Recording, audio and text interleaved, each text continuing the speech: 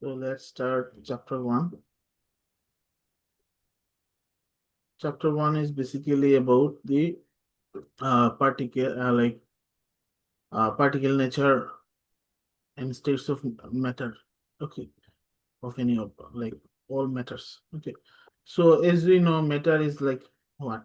Matter is like anything that we see around us is called matter. Okay, so according to some theory, like chemistry theory, all matter is made up of particles. Okay, matter is made up of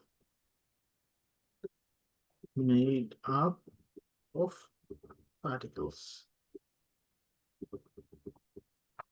So these particles are very tiny in size. Okay. So in chemistry, you can think of them as like molecules. Okay. Sometimes they may be atoms, sometimes they may be molecules. We call all of them combinedly as particles. Okay. Atoms, molecules, and other things, we call them particles. Okay. So the first topic they discuss about is called diffusion. What is diffusion? Okay. So to understand diffusion, you have to know that you have to know an example. The example being if I spray in uh, perfume in one place, in one corner of the room. After like 5 minutes, you can like smell the perfume from the other corner of the room. This is because the gas particles diffused from one end of the room to the other end of the room. Okay, so what is this diffusion? Diffusion is spreading of particles from high concentration region to low concentration region. Okay, so we can say diffusion is spreading of particles from a high concentrated region to low concentration. Okay, so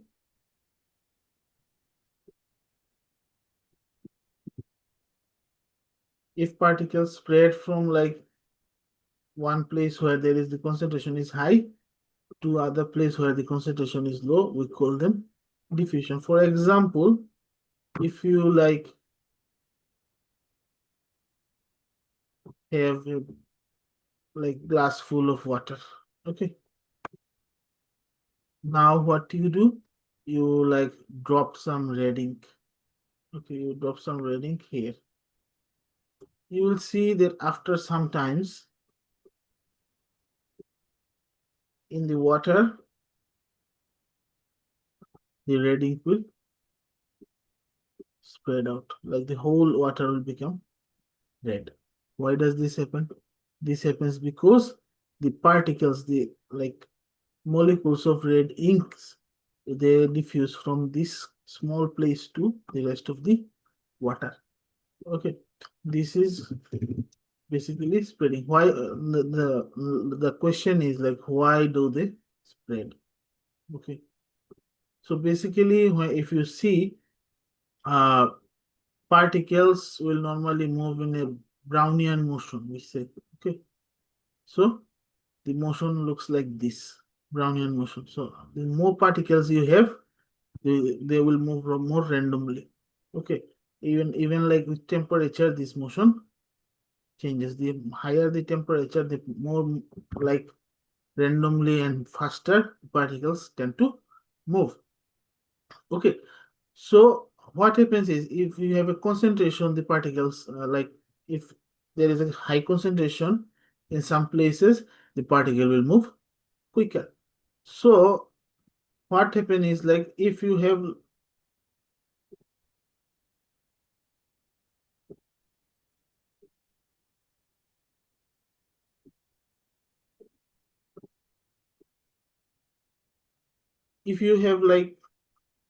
uh let's assume these are the particles of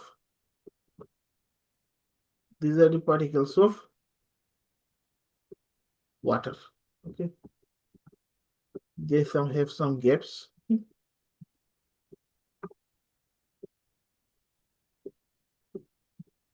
So you put some like ink here. So these are like extremely concentrated.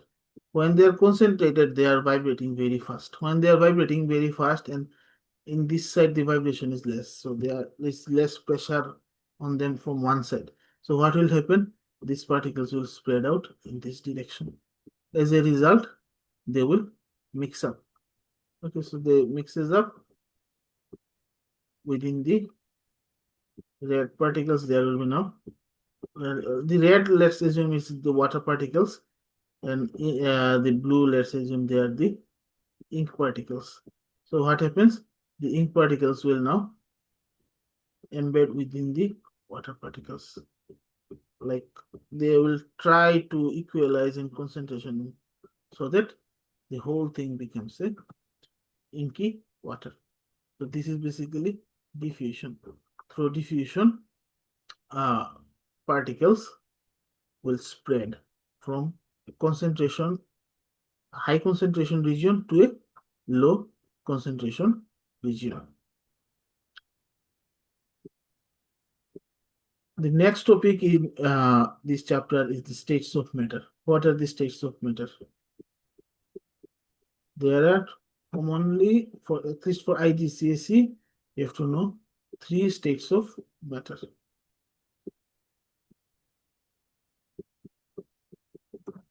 There are 3 states of matter. What are the states? The states are solid, liquid, and gas.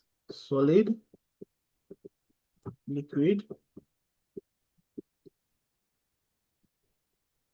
and gas. What is the difference between solid, liquid, and gas? So basically, in solid, the particles are extremely dense together. Okay.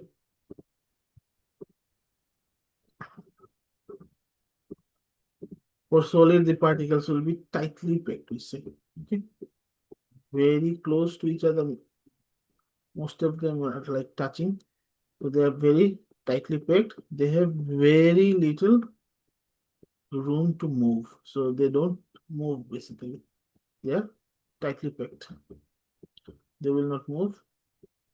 They can just like vibrate by keeping a mean position. They will like vibrate back and forth, but they cannot move from the specific position. They will just vibrate back and forth, back and forth, back and forth, but they will keep an average position.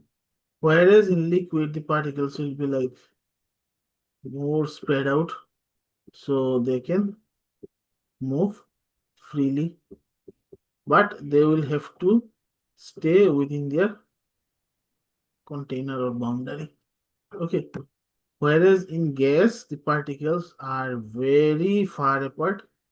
They have like very like low attraction between them, so they can move here and there. They don't have any fixed volume of shape.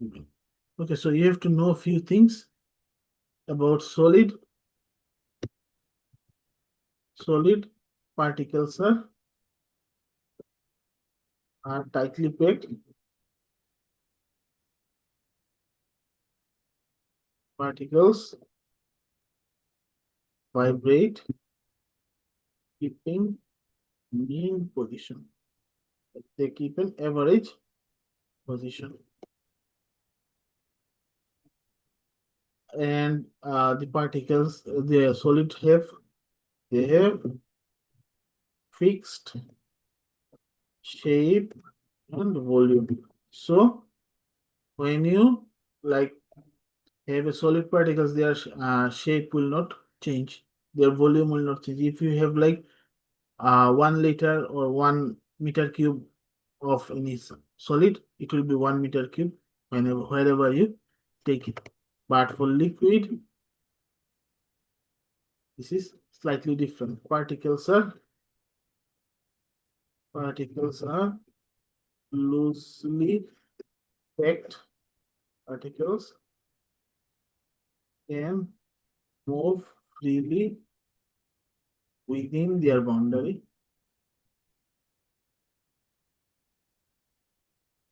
Okay. Also, liquid have fixed volume. So if you have 1 liter of liquid, it will be 1 liter. But liquid will take the shape of the container you put it in. Liquid takes the shape of the container they are put into. Okay. For gas,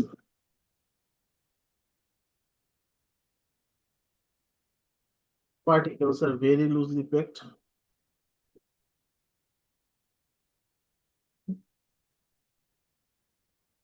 And particles can move freely without any boundary. They don't have any boundary. So they will like move to any places they want. Also, gases don't have any fixed volume or shape. Gas don't have a fixed volume or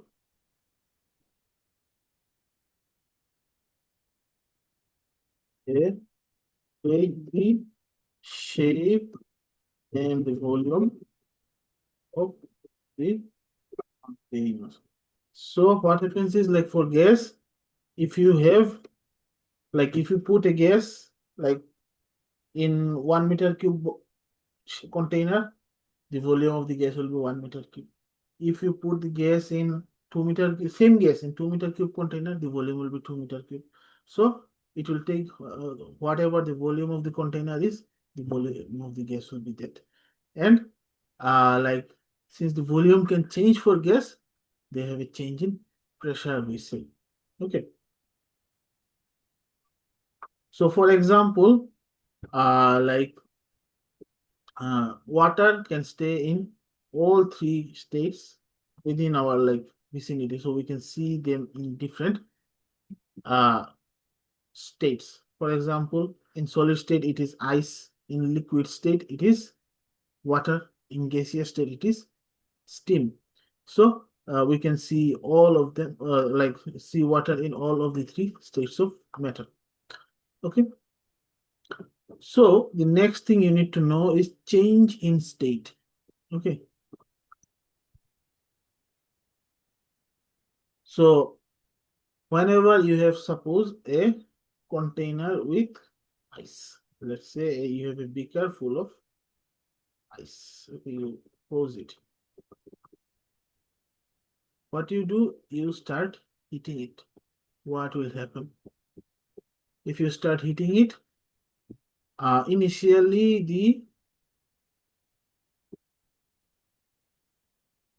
okay, initially the particle will be solid like this. They are vibrating with a mean position. Okay. So what can happen if you like let me start the simulation. So initially see they are in vibrating state. So there is an attraction, they are in a lattice structure. As a result, they have a fixed shape.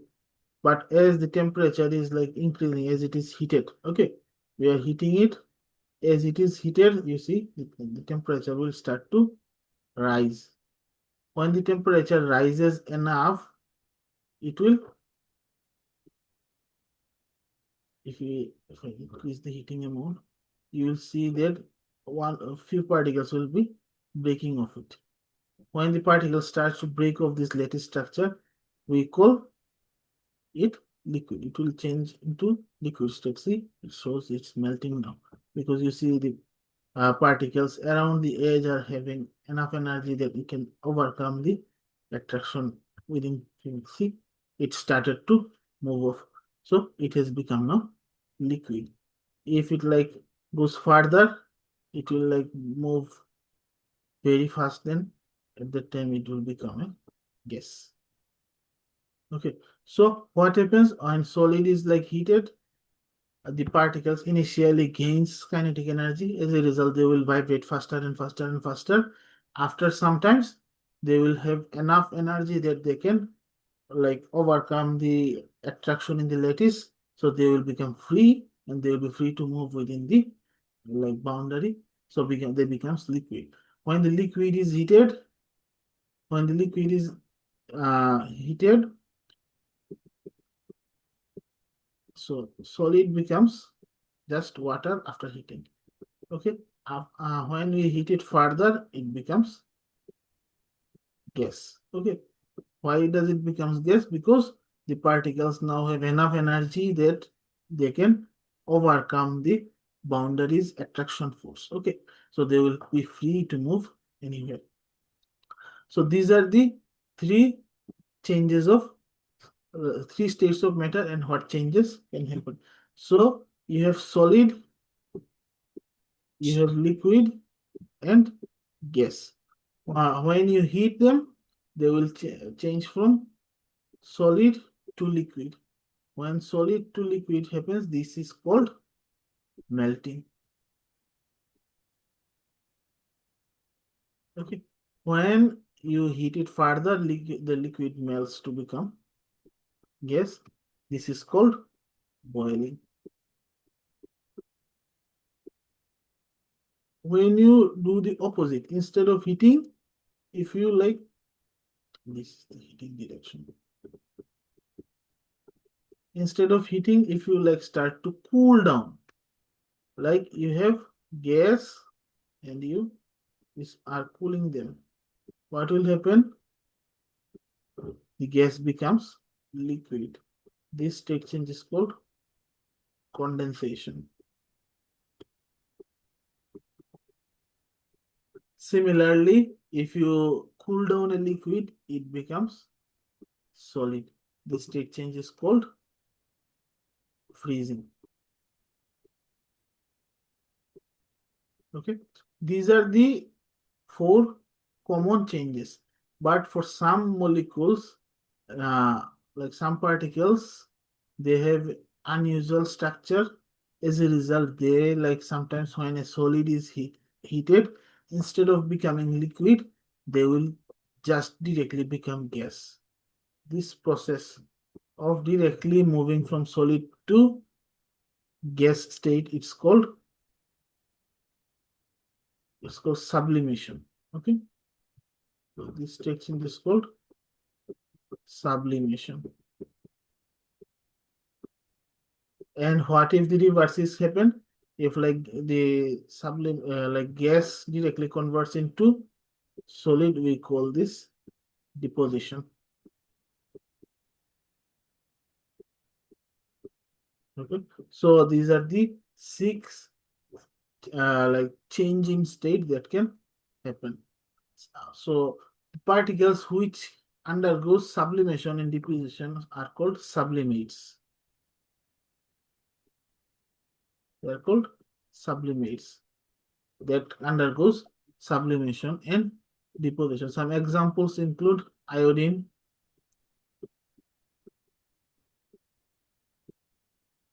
carbon dioxide,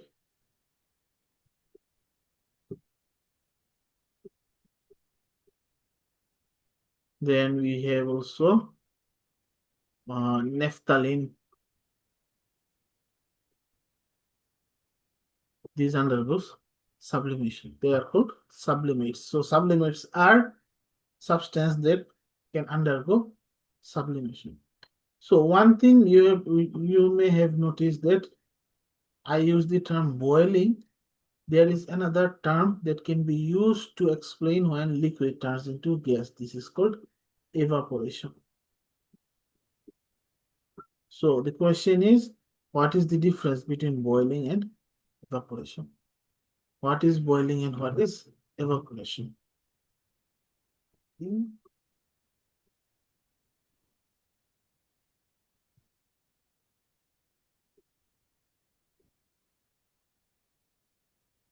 So when like boiling happens only at boiling temperature.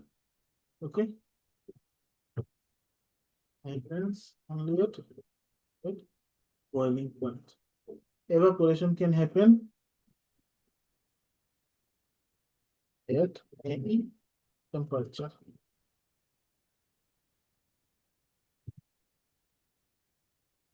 Okay. When boiling happens, all the molecules will start to boil off together.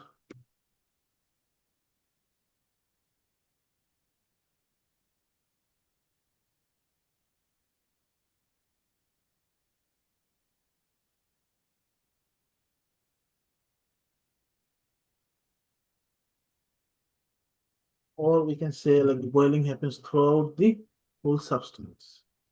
Boiling.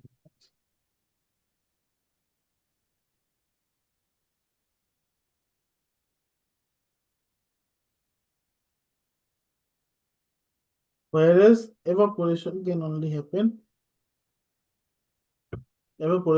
happens for the most energetic particles.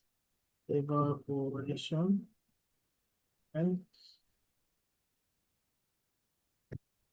evaporation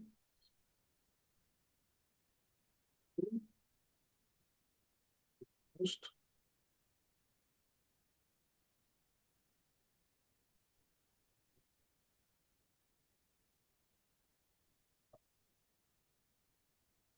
and evaporation will only occur at the surface of any liquid.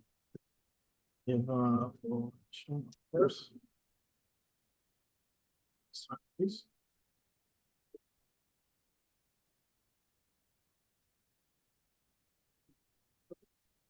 So this is the primary two difference between them.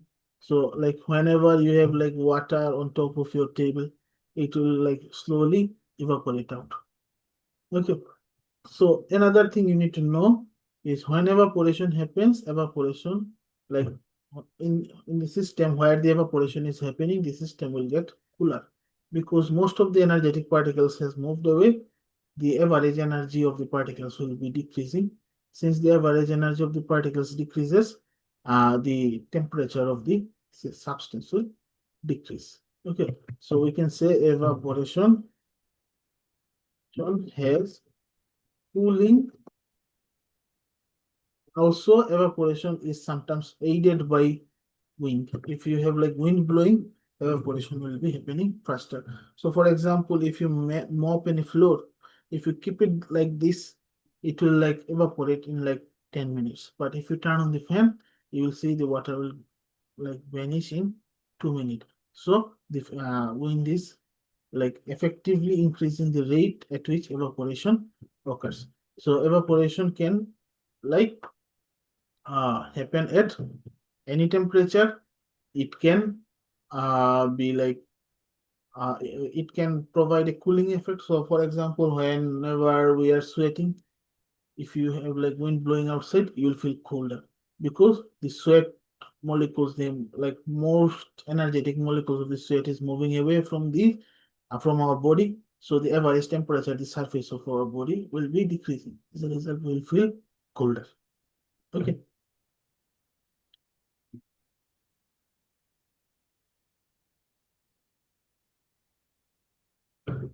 So, for example, this process I explained, if you like to, you will see that in my simulation, uh, you may have seen a like graph of temperature. So if you like, instead of this random graph, like when there are some randomness, but if we like average out the graph and we plot it, you will be able to see some like observations there.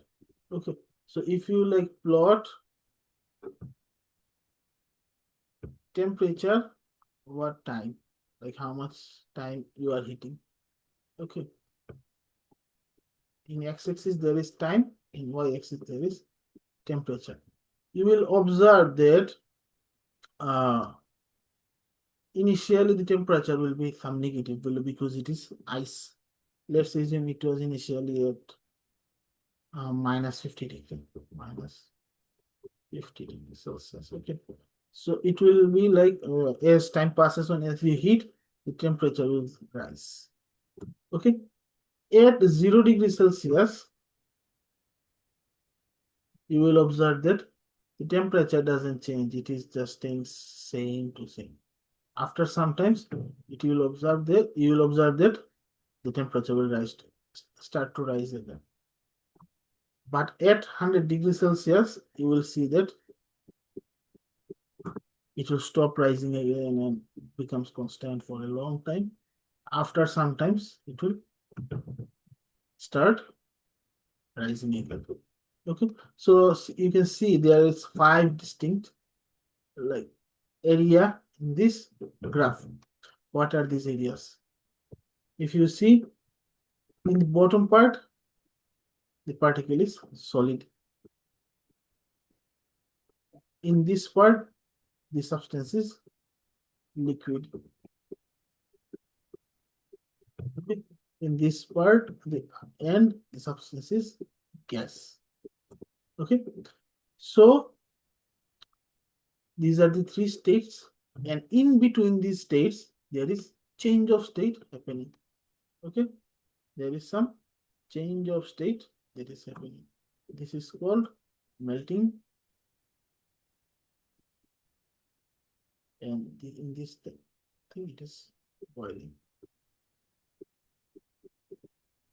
Okay, so you see that during some part of heating, the temperature rises, but during some part of the heating, the temperature does not rise. It stays constant. So when the state is changing, the temperature stays same. So you have to remember that during change in state, the temperature remains constant. Okay. So there is 2 distinct type. In one type of heating, there is no change in temperature, and in one type of heating, there is a change in temperature. Okay, so this type of heating, when there is no change in temperature, this is called latent heating. Latent heating. And heating where there is a change in temperature, we call them just heating. Okay, these are just heating. By the way, this graph is called heating curve.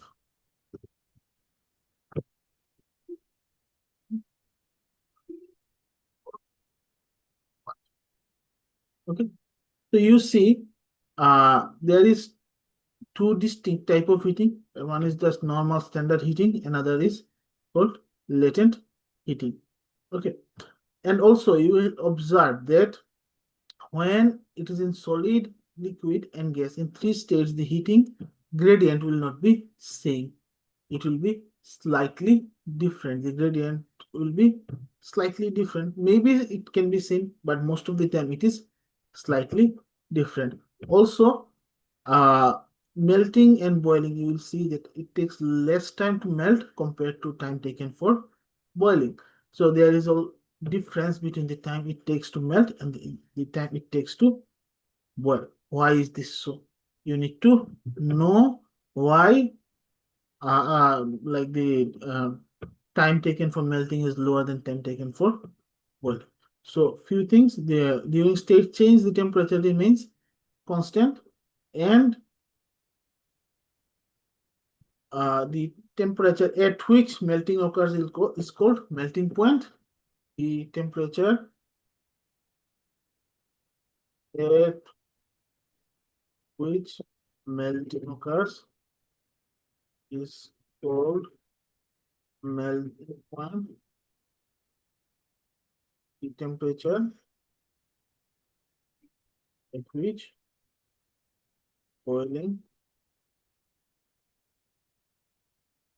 occurs is called boiling.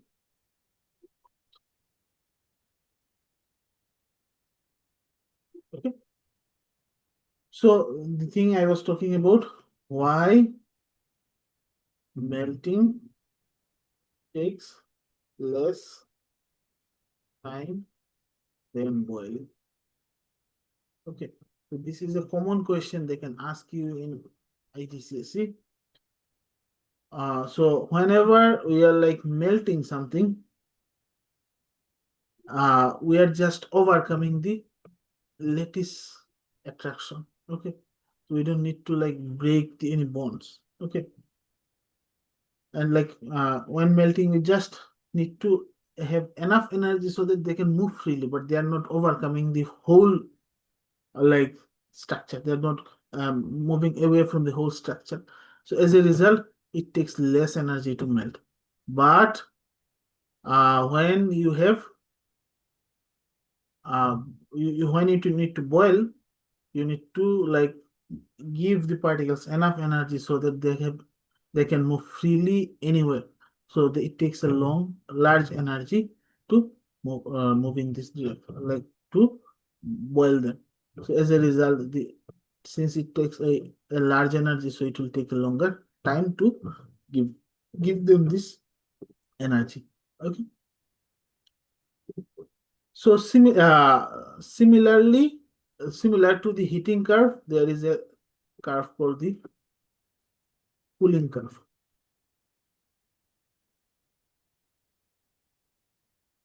So for cooling, the same thing will happen, pan out in reverse.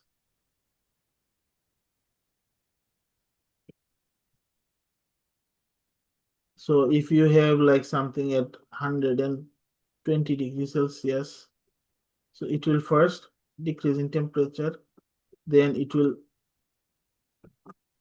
be like condensing. So condensation will take a long time, then it will again decrease in temperature in the liquid state. Then it will take some time so that it can freeze. Then it will start to decrease further. So here it will be in liquid state. Sorry, so here it is in gas state, here it is in liquid state, and here it is in solid state. And in the middle, the first horizontal line shows this is condensation.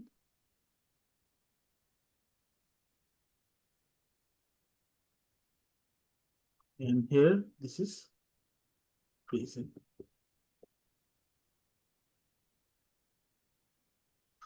So you need to know, be careful. You need to know some like terms regarding this. This is not in this chapter. You'll learn them later. One is called latent heat of fusion, and another is called latent heat of vaporization. Latent heat of fusion is basically when you like melt something, the energy needed to melt 1 kg of something is called latent heat of fusion. And similarly, to boil something, to boil 1 kg of something, the energy needed is called latent heat of vaporization. Latent heat of fusion, latent heat of vaporization.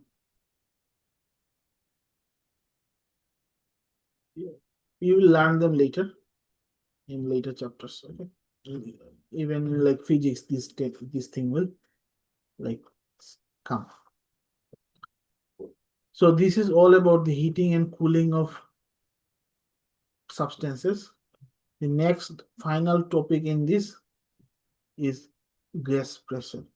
So what happens like if you have like gas particles in a container, because if you don't have a closed container, the gas particles will move away because they don't have any boundary.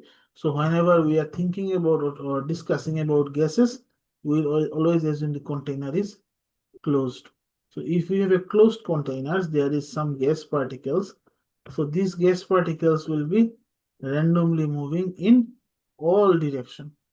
Okay, so they have we call them, they have Brownian motion.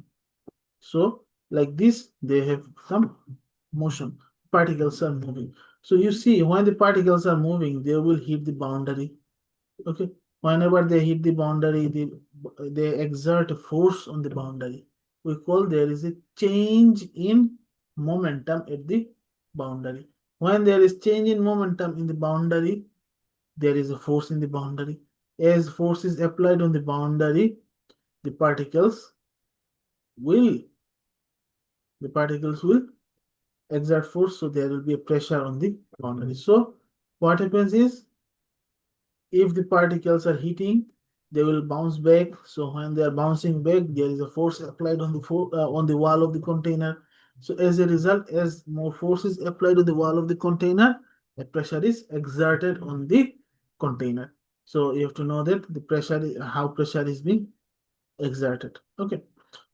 So any gas, when put in a container, they will exert pressure on the container. So suppose you have a container where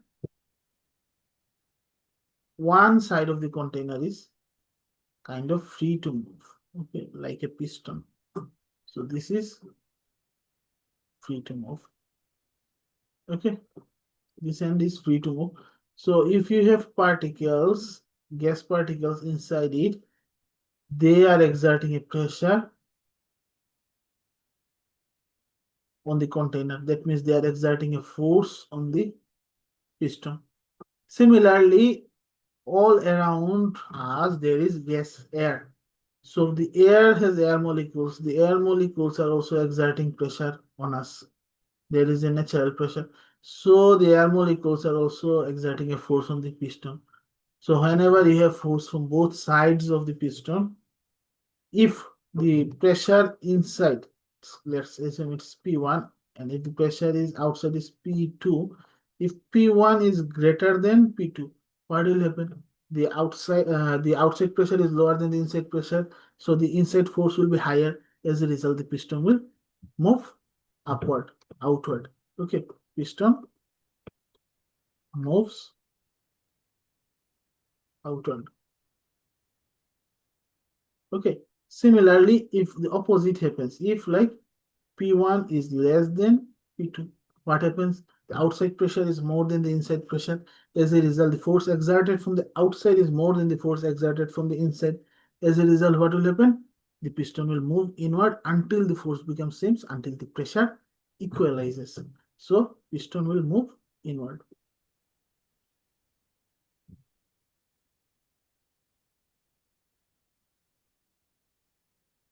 So the thing is, whenever you have an option for one edge of the container to move like a piston, the piston will move in such a direction so that the pressure inside the container and the pressure outside the container becomes same.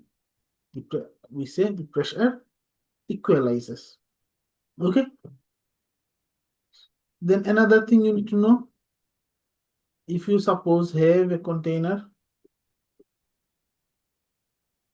and this is a like piston, you can like, if you have this like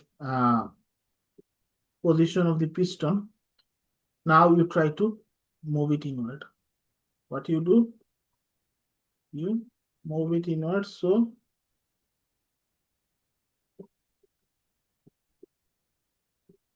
the particles will be now more close together.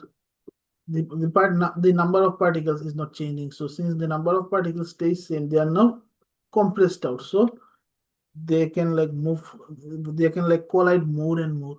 If as they collide more and more, they will exert more and more force on it, force on the piston on the wall of the container. As a result, what happens? Pressure increases.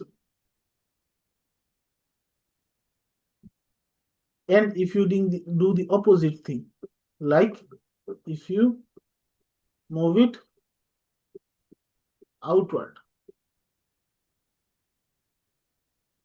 suppose you moved it here, so there is now more volume. Okay, so if there is now more volume, the particles will be more spread out.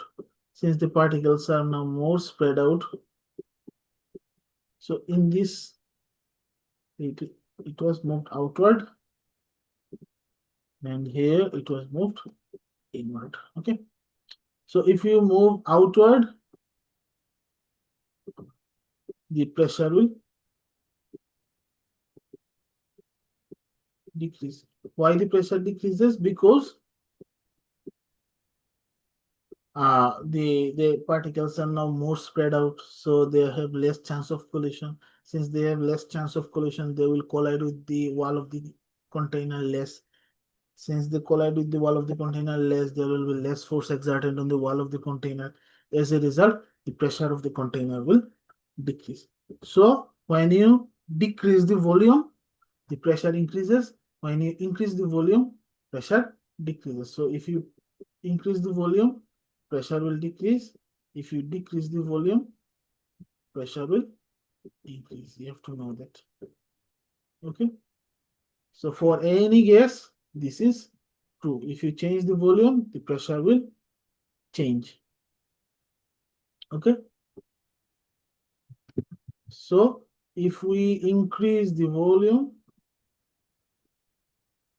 the pressure changes, pressure decreases, and if you increase the if you decrease the volume, pressure increases. The reverse is true. A decrease in pressure means increase in volume, and increase in pressure means decrease in volume. Similarly, temperature also has a similar effect. If you increase the temperature, the particles will now move faster and faster, so the pressure will increase. If you decrease the temperature, they will move slower, the rate of collision decreases, so less force is applied, so the pressure decreases.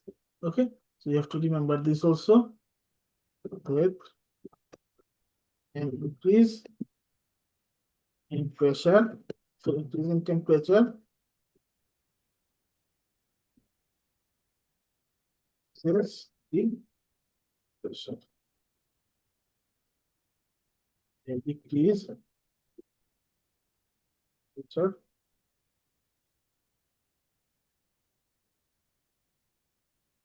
this is the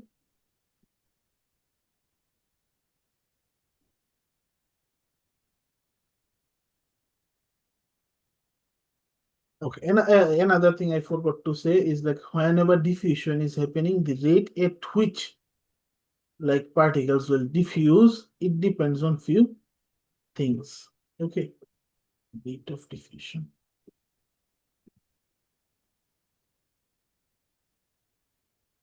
See, the faster a particle is moving, the more likely it is to be diffusing.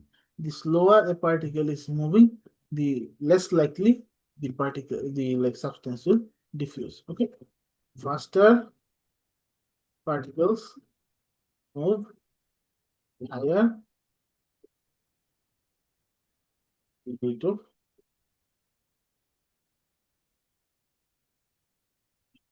Okay, so see one word I use, faster particle moves. What defines how faster particle moves? If temperature increases, particles can move faster, because even in solid the particles have higher vibration, higher kinetic energy. In liquid and gases, the like kinetic energy increases, so they move faster. Similarly, if the size of the particle is lower, mass of the particle is lower, it's more likely to move faster. So if the mass decreases, so if you have a smaller mass, like if you compare, for example, ammonia and HCl. Okay, ammonia is less massive than HCl.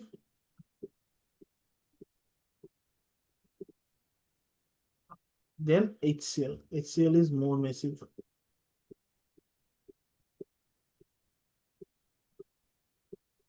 So the since ammonia is less massive, it will diffuse faster.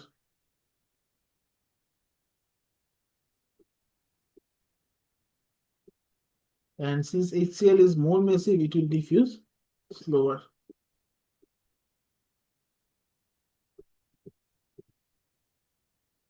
So you can like observe this thing practically by doing an experiment. What you can do, you suppose you have a glass rod, you to take two cotton wool, you soak one in ammonia and one in different colors and one in HCl. Okay.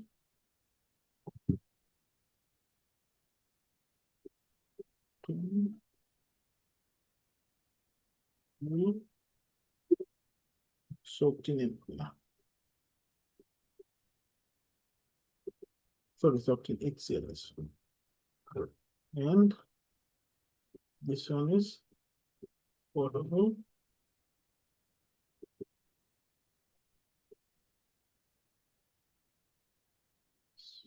So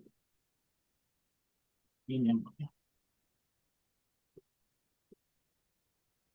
So you have to like have the ends closed now. You like close using a like rubber band or any stopper. Then you observe after like some time, you'll see